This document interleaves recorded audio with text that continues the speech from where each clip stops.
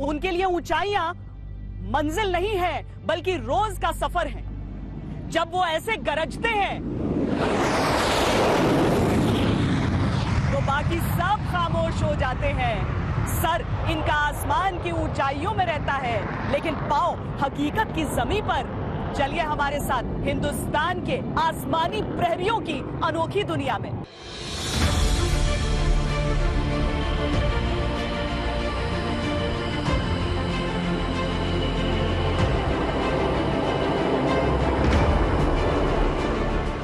हिंदुस्तान का सबसे घातक हथियार कोई शस्त्र नहीं बल्कि इंसान है।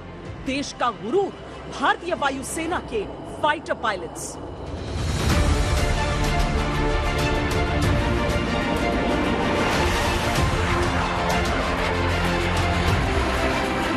माइंडसेट बहुत ही अलग होना चाहिए। आपके अंदर कॉन्फिडेंस बहुत रिक्वायर्ड है, एग्रेसिवनेस रिक्वायर्ड है। आपको बहुत ही अच्छा लगता है जब आप कॉकपिट से टेक ऑफ करते हैं, लैंड करते हैं, नीचे जमीन देखते हैं एंड जैसे ही हम हवा में एक दूसरे जहाज़ों के साथ लड़ते हैं तो वो एक बहुत ही इंटरेस्टिंग पार्ट है। It is an attitude to fight, to defeat and to not to lose to anyone, no matter what happens.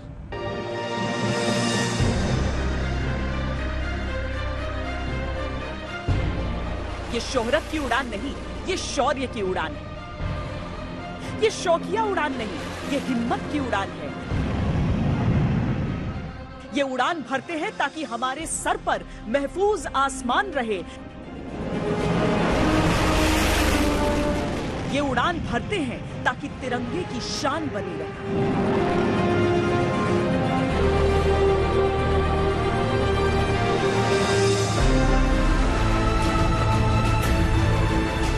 Fighter pilots यकीनन भारतीय वायुसेना का सबसे ग्लैमरस चेहरा है, लेकिन चकाचौंध के चंद सेकंड से परे 24 घंटे की मेहनत भी है और आज हम उसी हकीकत से आपको रूबरू कराएंगे।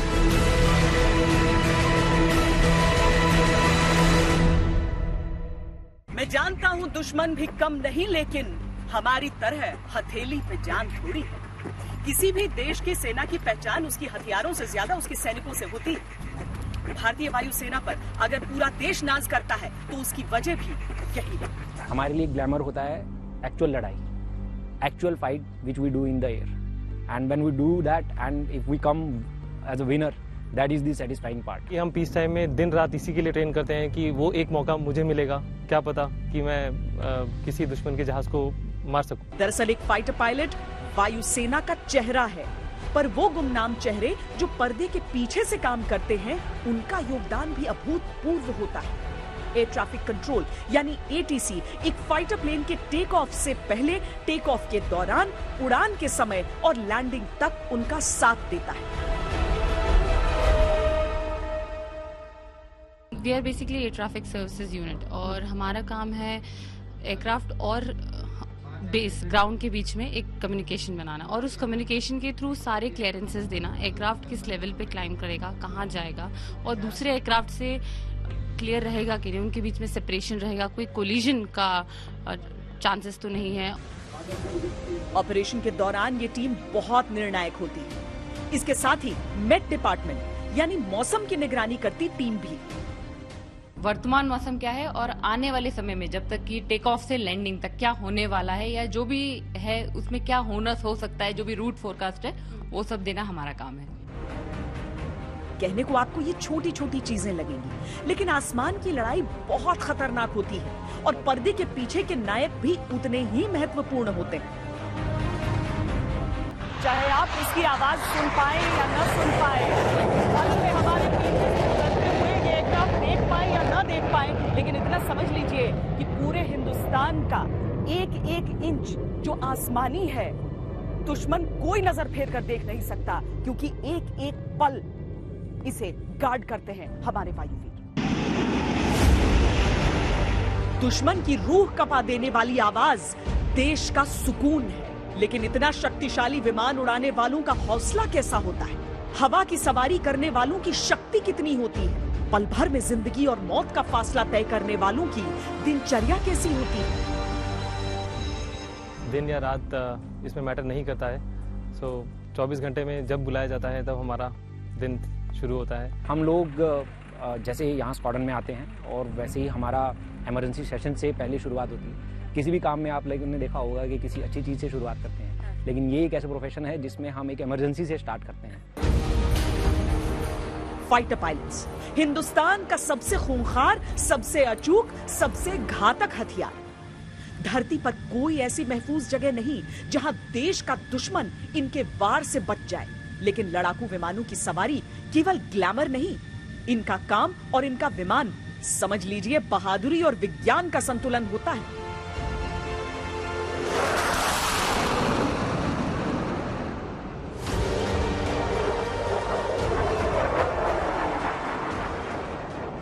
Before being a fighter pilot, he's an officer of the Indian Air Force.